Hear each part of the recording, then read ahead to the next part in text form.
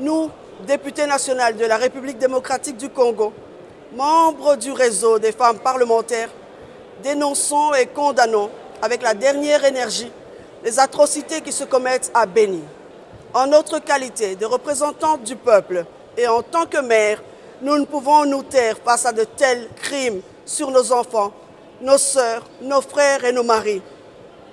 C'est inacceptable qu'un génocide d'une telle ampleur se déroule sous les yeux impuissants de toutes ces forces armées, à savoir les FARDC et la MONUSCO, pourtant présentes en grand nombre sur le terrain d'atrocités.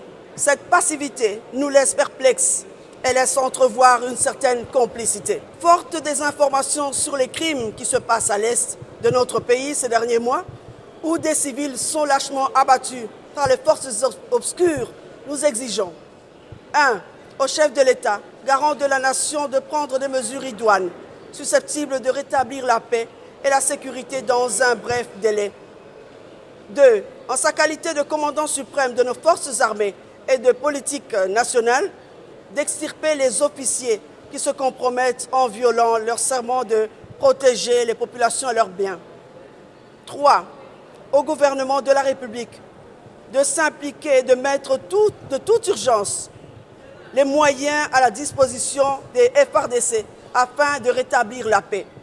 Que la loi soit appliquée dans sa stricte rigueur à l'endroit des auteurs de ces atrocités, que ces derniers soient déférés devant la justice.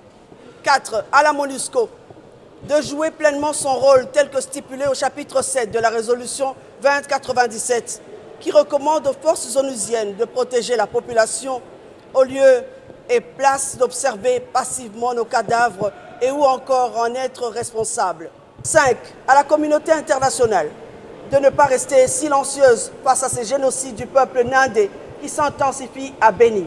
Le silence risque de paraître comme étant une complicité. 7.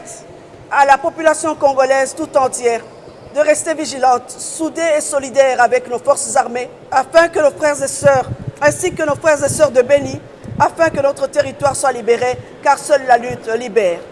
De tout ce qui précède, les femmes parlementaires mettent en garde les fauteurs en eau trouble qui profitent de l'hospitalité du peuple congolais pour verser le sang de nos enfants innocents.